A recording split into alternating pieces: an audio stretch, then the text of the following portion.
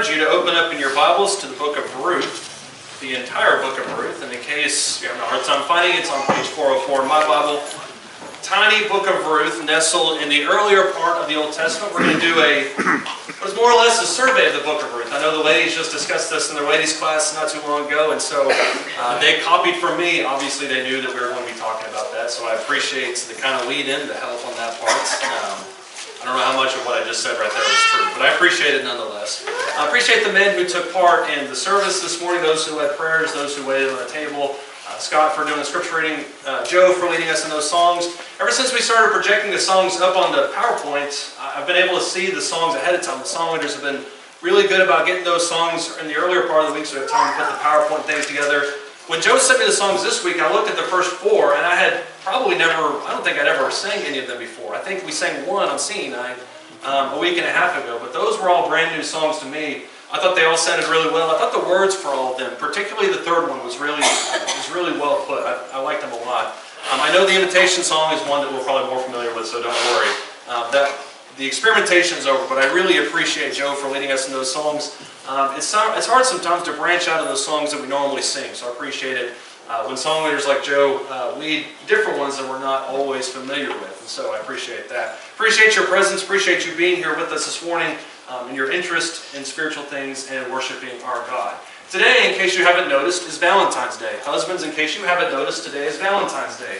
And there's a lot of things, as you can tell, around the world that kind of speak to this idea. You have a lot of people pushing candy, you have a lot of people pushing movies, cars, those types of things, maybe exotic vacations. Maybe you got a phone call for that in the last week. Take your sweetheart to some far-off world or some far-off land.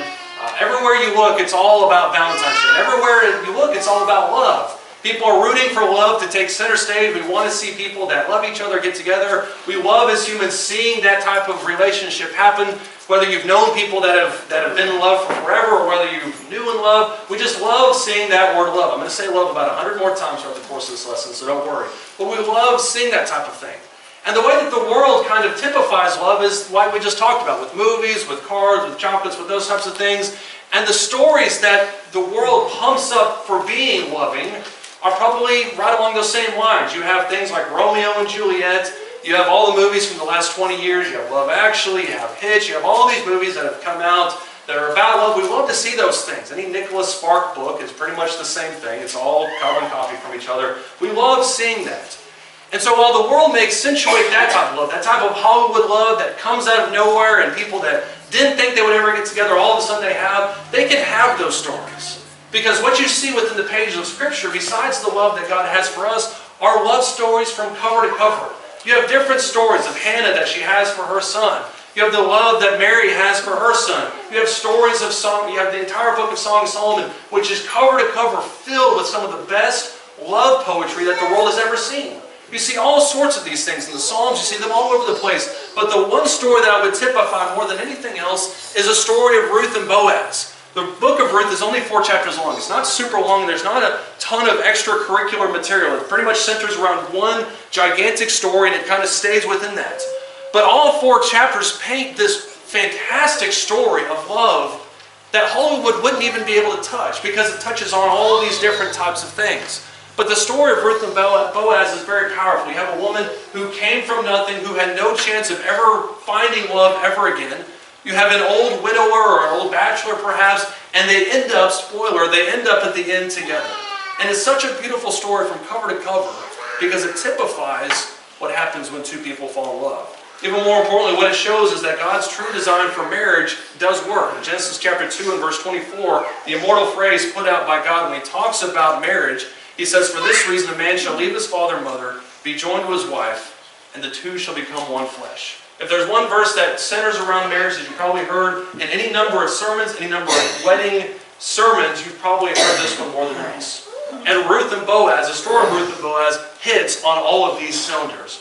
I want you to look at Ruth, the first chapter. We're going to take kind of a survey of this entire book. This will be the entire lesson, more or less a survey over, and kind of hit some high points that I think are worth noticing. A little bit of the context that you can see from this book. Ruth is a Moabite woman. For those who have studied biblical history, Moabites, and probably all of us who have sat in Bible classes probably have recognized this or heard the Moabites from time to time. The Moabites were the people that sprung out of the incestuous relationship that Lot had with one of his daughters, the Moabites and the Ammonites.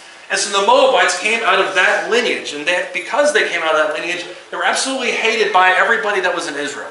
Israel looked at them the same way they looked at the Samaritans to a certain extent, the Ammonites. They looked at them as just being less than human. They didn't see them as being of the pure race, even though they shared similar genetic characteristics.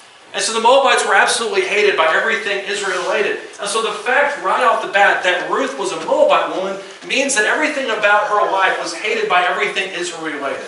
And so that just adds more kind of nuggets to this entire story. But Ruth is a Moabite woman who marries an Israelite woman. This time period occurs early, right around the time of the Judges. But marries an Israelite woman, and they go off into the other land. And Ruth and her husband go with their husbands. I'm trying to get this chronology, or this genetics in my head right. And Ruth and her husband's brother, and his wife, so two sets of pairs, go off into another land, and then you have the mother, Naomi, who is married to a man by the name of Elimelech. So you have 6 people more or less that go into this other land. And all of a sudden, all these tragedies start occurring. You have Elimelech who suddenly passes away. Naomi's husband suddenly passes away. And then you have Ruth's husband and also Orpah, the other woman that comes in. Not to be confused with Oprah. Both of them lose their husbands. And so right off the bat, within the first several verses of Ruth, the first chapter, you have this unspeakable tragedy that occurs where all these people begin to die off.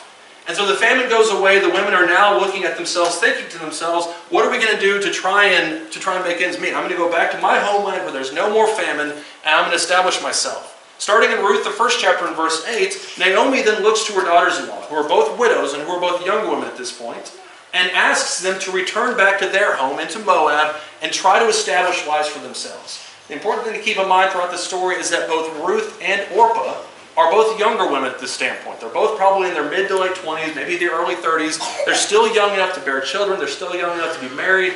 All the things that life's future would have for them. So starting in Ruth, the first chapter, in verse 8, it says, Naomi says to her 2 daughters-in-law, go and return each of you to her mother's house. May the Lord deal kindly with you as you have dealt with the dead and with me.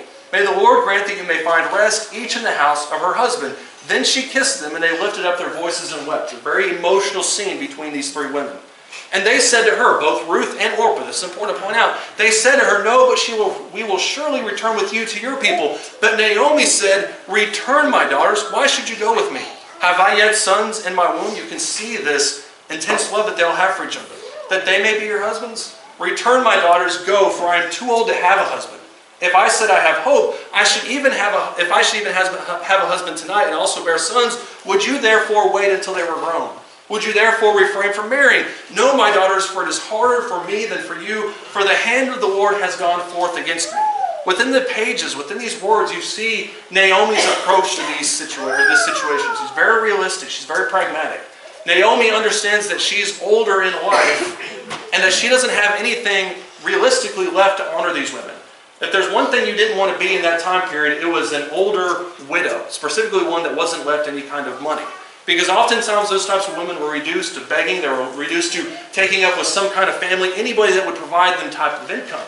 Because these women couldn't work manual labor, they couldn't have jobs that were mostly reserved for men. And so Naomi is very honestly looking at her life and saying, there's nothing left for me to give you. You both are young women, you'll need to go back to your land, back to Moab, and try to find some happiness with some other husbands. And to their credit, both of them resist. Both of them look at Naomi and say, well, we want to stay with you because of our intense love for you. Naomi once again brings them back to reality and says, even if I were to get married tonight, have sons tomorrow, you're not going to wait 15, 20 years. I'm sorry, you're not going to wait 18 to 30 years for them to grow up and then to have kids with them. That's not realistic. And Naomi says this to both Orpah and Ruth. Look at verse 14. This is an important part of the story. It says they lifted up their voices and they wept again. Orpah kissed her mother-in-law, but Ruth clung to her. Now that's an important thing to point out, because while both of them loved, and I'm not trying to fault Orpah, thankfully this is the last time I have to say Orpah's name because it's getting harder and harder by the minute, but not to take anything away from Orpah's love for Naomi. But as Orpah looked at it and said, you know, you're right, you have a good point, I'm now going to go back and live my life, try to raise children, because it makes sense. Ruth looks at the situation with love in her heart for Naomi and says, I'm going to stay with you. It gets a little bit more emotional the farther down we go. But Ruth makes the decision to stay with Naomi, and that's paramount because of the love that they have for her. Look in verse 16, if you will. Starting with Ruth chapter 1, look in verse 16. Naomi points out about Orpah that she is gone in verse 15. But verse 16 is one of the more beautiful sections in the entire book. This is another thing you've probably heard pointed out in marriage sermons more often than not. Ruth looks at her. When Naomi points out the reality of the situation, Ruth looks back at her and says, do not urge me to leave you or to turn back from following you, for where you go, I will go. Where you lodge, I will lodge. Your people shall be my people, and your God, my God. Where you die, I will die, and there I will be buried. Thus may the Lord do to me, and worse, if anything but death parts you and me. Naomi, verse 18, saw that she was determined to go with her, and said no more to her. Now this is the end, as far as Ruth is concerned, more or less of her life. And she accepts that. She understands that living with Naomi means she probably won't find a husband. It was hard enough to find one husband in Israel that loved her enough, being a Moabite woman, to marry her. But going back into Israel where her entire race is hated is basically marriage suicide. I'm giving up everything in order to follow you. And that shows her devotion to Naomi. And when you read those words in verses 16 or verses 15 and 16, where you go, I will go. Where you die, I die. Specifically, your God being my God. You can see the devotion that Ruth has for Naomi. There's so much love, there's so much devotion, there's so much attachment within these words. The one thing you notice looking at the rest of this book is at no point, anytime, you see Ruth ever regretting that. You never see Ruth ever pointing out to Naomi, remember when you made that a plea to me to return back to Moab? I should have taken that. You never see Ruth at any point thinking, I should have gone back to that. Now Naomi returns back to her homeland, or returns back to Israel. And one of the saddest undertones of the entire book is the loneliness that Naomi now feels for her life. Look in Ruth chapter 1, starting in verse 19. It says, so they both went until they all came to Bethlehem. And when they had come to Bethlehem, all the city was stirred because of them. And the women pointed out, is this not Naomi? And she said to them, now she's changing her name. Names were a big part of that culture. Do not call me Naomi, call me Mara. For the Almighty has dealt very bitterly with me. I went out full, but the Lord has brought me back empty. Why do you call me Naomi, since the Lord has witnessed against me, and the Almighty has afflicted me? This is Naomi's viewpoint throughout the course of the entire book, that the Lord has taken, at least, maybe not intentionally, but certainly accidentally, that the Lord has taken her entire happiness from her. And so Naomi is looking at the situation saying, don't call me Naomi because that life is gone. Call me Mara because my entire life is filled with despair. It's hard for us, I think, sometimes to grapple with the amount of loneliness that Naomi felt at this point in her life. Because she's looking at it thinking, I don't have anything else. She's lost her husband. She doesn't have a future because she probably doesn't have a stable source of income. Reduced to begging. We just talked about that. She doesn't have any more sons with which to marry off. So that means her race is gone, or her genealogy is gone. She doesn't have any more children coming through her. Looking very somberly at that. And says, don't call me Naomi, call me Mara.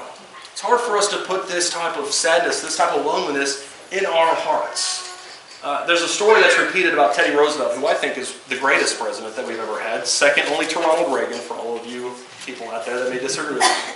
But there's a story about Teddy Roosevelt right before he became president. And he had a wife whom he loved dearly. He loved her dearly. You can read his letters, madly in love with her. Teddy Roosevelt was also a little bit of a mama's boy. And his mom lived with him for the early part of his life, before he became president. And on one fateful night, upstairs, in the top part, the early part of the night, he lost his mom. And in that same night, several hours later, he lost his wife. And the only journal entry that he put in for that day, that Teddy Roosevelt, who's a fanatic journal keeper, the only thing he wrote for that day was, the light has gone out of my life. Because in Teddy Roosevelt's mind, he had lost everything that he ever loved about. He had a son named Kermit, who was awesome. But he had lost everything that he cared about in his life. And that's the situation that Naomi found herself. It wasn't as she was trying to be pessimistic. It wasn't as if she was trying to be doom and gloom and bring sadness upon everybody.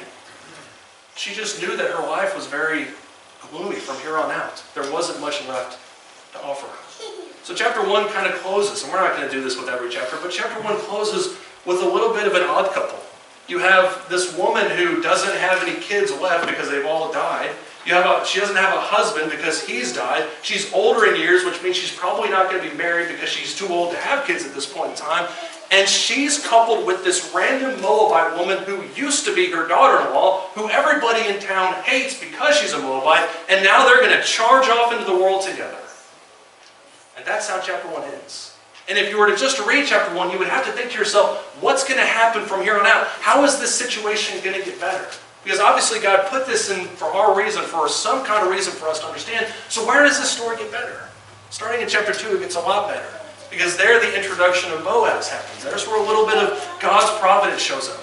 Look at the first 3 verses of Ruth chapter 2. It says, Now Naomi had a kinsman of her husband, a distant relative, a man of great wealth of the family of Elimelech. Elimelech was Ruth's husband, whose name was Boaz. And Ruth the Moabitess said to Naomi, Please let me go to the field and glean among the ears of grain after one in whose sight I may find favor. But she said to her, Go, my daughter. You can notice the love that she now has for Ruth. So she departed and went and gleaned in the field after the reapers, and she happened to come to the portion of the field belonging to Boaz, who was of the family of Elimelech. Now this is a common, customary thing. If you look at Leviticus the 9th chapter, or the 19th chapter, you see this provision made for people that are poor or destitute. That anybody that had land in this time period, they would leave the edges of it purposefully, so that people who were not well off, who were poor, who were destitute, who didn't have a whole lot of things, they could walk along the side, they could grab some grain, and they could eat of it. You saw Jesus' apostles doing the exact same thing, not to say that they were poor, but you saw that Jesus' apostles doing the exact same thing in the book of Matthew, when as they're walking by the fields, they take a piece of grain from some random from some random farm, they take it off the stalk and they start chewing on that. Then erupts a huge Sabbath battle between Jesus and the Pharisees. But this was the provision that was offered. And Ruth and Naomi really didn't have any other options beside this. Because of their situation, because of the place that they were in, this was going to be their main source of food from here on out. And so Ruth looks at Naomi and says, Let me go to some field in which I may find favor. Ruth goes to Boaz's field. And that's where the providence begins to pick up. Look with me, if you would, also, continuing the same thought, starting in verse 8. Second chapter, starting in verse 8. It says, Boaz said to Ruth, Listen carefully, my daughter. Do not go to glean in another field. This is where the providence kicks in. Furthermore, do not go on from this one, but stay here with my maids. Let your eyes be on the field which they reap. Go after them. Indeed, I have commanded the servants not to touch you. When you are thirsty, go to the water jars. Drink from what the servants draw. And then she fell on her face, bowing to the ground, and said to him, Why have I found favor in your sight, that you, Boaz, should take notice of me, since I am a foreigner? And Boaz replied to her, All that you have done for your mother-in-law after the death of your husband has been fully reported to me, and how you left your father and your mother in the land of your birth, came to a people that you did not previously know. Verse 12, May the Lord reward your work, and your wages be full from the Lord, the God of Israel, under whose wings you have come to seek refuge. This is the first discussion between two people who would eventually end up being married. And you can see the providence begins to pick up because Boaz, for whatever reason, among all the gleaners in the field, notices Ruth. But did you notice the specific reason why Boaz noticed Ruth in the first place? Did you catch that? If you look back at verse 11 and 12, the reason that Boaz notices Ruth in the first place is not because she's the prettiest of all the gleaners. Probably not. Many of them are probably very pretty people. I don't know that for a fact. You don't dress up to go glean in the field. But Boaz probably wasn't consumed because of her beauty. It was because of her generosity. He was smitten with the fact that you have this woman who came from Moab who fully devoted herself to a cause, to a people, to a God, and to a woman that she barely knew and had no physical future with. And Boaz, who was more advanced than years, looks at this situation and thinks, there's something special about this woman. And he begins to allow her to glean not only in his field, but gives her the choice of the field. What you have occurring throughout the rest of this chapter, throughout the rest of chapter 2, is a little bit of this courtship dance, if you will. You have Ruth and Boaz kind of offering kind of little signals to each other, little hints. Boaz allows Ruth to glean more than just in the area where the field is supposed to go. He sticks more food in her bag than she's supposed to have. He allows her to take some of the water that he's not supposed to have. And Boaz overlooks all of this because he wants to make sure that Ruth is taken care of. Ruth obviously sees what's going on. Look in chapter 3. Ruth obviously sees what's going on. It begins to take notice and think to herself, maybe there's something more here. Maybe this guy likes me a little bit. One of those notes that you passed in middle school, do you like me? Check yes, no, maybe. That's what's going on here. Because Ruth is thinking to herself, this guy's showing me a little bit more favor than he's showing everybody else. Maybe there's something here. And so starting in Ruth chapter 3, starting in verse 3, she tells Naomi this. And Naomi, rather than saying, well, daughter, he probably doesn't like you. Just go do your thing. He doesn't like you. Just go do your thing. Naomi gives her instructions on how to capitalize on this. In Ruth chapter 3, starting in verse 3, it says, wash yourself therefore, anoint yourself, put on your best clothes, and go down to the threshing floor where people slept after a hard day's work. And it was not just the owner of the field, but oftentimes his servants. It says, go down to the threshing floor, but do not make yourself known to the man until he has finished eating and drinking. And it shall be that when he lies down, that you shall notice the place where he lies amongst his servants, and you shall go and uncover his feet and lie down. Just literally lift the blanket up over his feet. That was a courtship ritual back then. It gets even weirder here in a second. Then he will tell you what you should do. And she said to her, all that you say I will do. Naomi sees this before. Naomi is a woman that's more advanced in years, has seen this unfold before, has married off 2 sons, knows exactly what Boaz is doing. And she says, if you want to get this guy, if you really want to hook this dude, what you need to do is you need to find out where he's laying, where he's sitting with all his servants. You need to go down there, uncover his feet. He's going to realize that somebody uncovered my feet. And he's going to be getting questions. Somebody did this to me. I know it wasn't Jim. I know it wasn't Bob. Somebody went out after this. And so the woman does this. Ruth then shows up at Boaz's feet, uncovers her feet, or uncovers his feet. Boaz wakes up, discovers what happened, and then has a conversation with Ruth in the middle of the night. Look at chapter 3, starting in verse 10. Chapter 3, starting in verse 10. Actually, starting in verse 9. He said, who are you? She answered, I am Ruth, your maid. Spread your covering over your maid, for you are a close relative. That was important. They could marry each other. Verse 10, then he said, may you be blessed of the Lord, my daughter. You have shown your last kindness to be better than the first by not going after young men, whether poor or rich. This is him talking about himself. I'm not a young man. Verse 11, now, my daughter, do not fear. I will do for you whatever you ask. For all my people in the city know that you are a woman of excellence. That's a fantastic compliment, by the way. If you're looking, guys, to compliment a woman, don't get much better than that. You can also look at some stuff in Proverbs 31. That works pretty fantastic, too. It says, you are a woman of excellence. Verse 12. Now it is true I am a close relative. However, there's a little wrinkle. Every good love story has a little bit of a wrinkle inside of it. It says, however, I am a close relative, but there is a relative closer than I. Verse 13, remain this night when morning comes, if he will redeem you, good. Let him redeem you. But if he does not wish to redeem you, then I will redeem you. As the Lord lives, lie down until morning. This whole story happens. This at least section of it happens in the middle of the night. And what's interesting about this story, if you look at it closely, is Ruth is the one that proposes to him. He's just at the threshing floor, minding his own business, trying to go to sleep. She uncovers his feet. He wakes up, says, my feet are uncovered. Instantly sees Ruth, understands what happened. Ruth wants to get married. Boaz says there's a wrinkle. And the wrinkle is, when her husband had passed away, somebody else was to come and to raise up children in the name of that brother. And so what Boaz, in a very honorable way, understands is, as much as I would love to claim you as my wife, there's somebody else who, according to the law, has rights to you before I do. And that's the wrinkle. That's the wrinkle in the whole equation. The rest of chapter 3 is this little dialogue. And the relative, to his credit, doesn't try to fight him. The only thing that he's concerned with is how his inheritance is going to get passed down to his sons. He doesn't want to take away from them by raising up children in some other guy's name. So he says to Boaz, you go ahead and marry Ruth if that's what you want to do. The gates are open, everything's fine, and they can finally get married.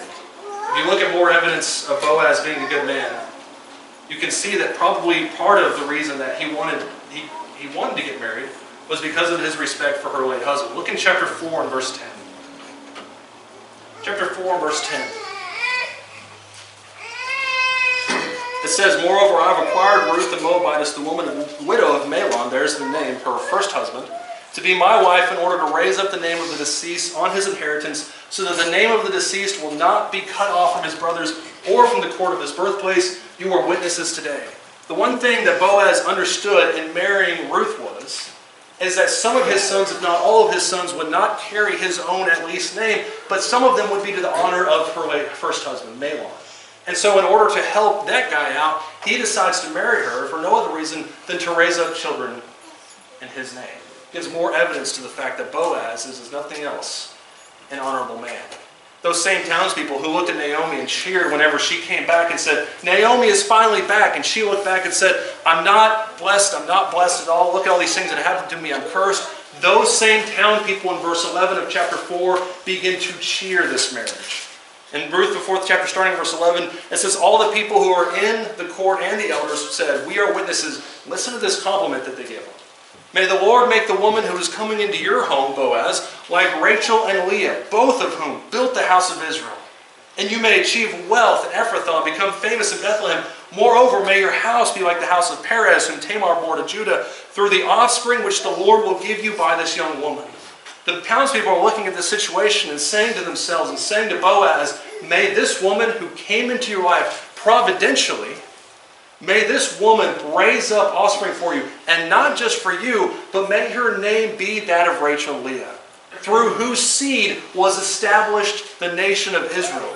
You can see within that verse, within those two verses, the amount of respect that those town people had, not only for Boaz, but also for his reputation, and the respect that they now had for Ruth. People who knew that she was an excellent woman, as Boaz herself had claimed. Now, most of us know this story. Most of us have heard the story of Ruth before, but you know that the course of this story, as Ruth's genealogy goes down, you know that her genealogy was not just the same as Rachel and Leah's, but was infinitely better. Because who Boaz and Ruth would give birth to was a man by the name of Obed. Obed would give birth to a man named Jesse, who gave birth to another man named David. And who would, several hundred years later, through that same family line, give birth to our Lord and Savior, Jesus Christ. It's worth noting, too, that if you go backwards in the genealogy of Boaz, not just frontwards towards Jesus is that notable, but also backwards is as well. Because Boaz was actually the son of a man named Salmon, a little harlot named Rahab.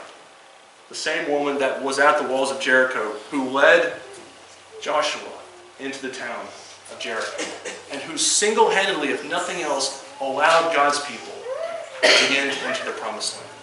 Boaz was certainly blessed. But when Ruth came into his life, his blessings multiplied 10, 15, 1,000-fold. One of the more sentimental and emotional parts of this entire story doesn't center even really around Ruth and Boaz at all. Ruth and Boaz are a fantastic story. But one of the undertones we mentioned earlier is the story that's found within Naomi. A woman who had massive amounts of tragedy occur to her very early in the book. Lost not only her husband, lost both her sons, and lost any prospect for a genealogy, any prospect for a future because she was too old to marry. This was a woman that many people looked at possibly as even being cursed. And so Naomi had every reason in the world to be depressed, to be downtrodden, and she spoke it several times throughout the book. I am not blessed, I am cursed, the Lord has smitten me. But you know what one of the last scenes within the book of Ruth is? It's the more touching scene of all of these. Look in verse 13. Ruth chapter 4, starting in verse 13. It says, Boaz took Ruth, and she became his wife. He went into her, the Lord enabled her to conceive, and she gave birth to a son. The woman then said to Naomi, Blessed is the Lord who has not left you without a redeemer today, and may his name become famous in Israel. May he also be to you a restorer of life, a sustainer of your old age, for your daughter-in-law who loves you. This is the town people saying this to Naomi. Your daughter-in-law who loves you and is better to you than 7 sons has given birth to him. Naomi, like any proud grandmother. Verse 16, Naomi took the child, laid him in her lap, and became his nurse.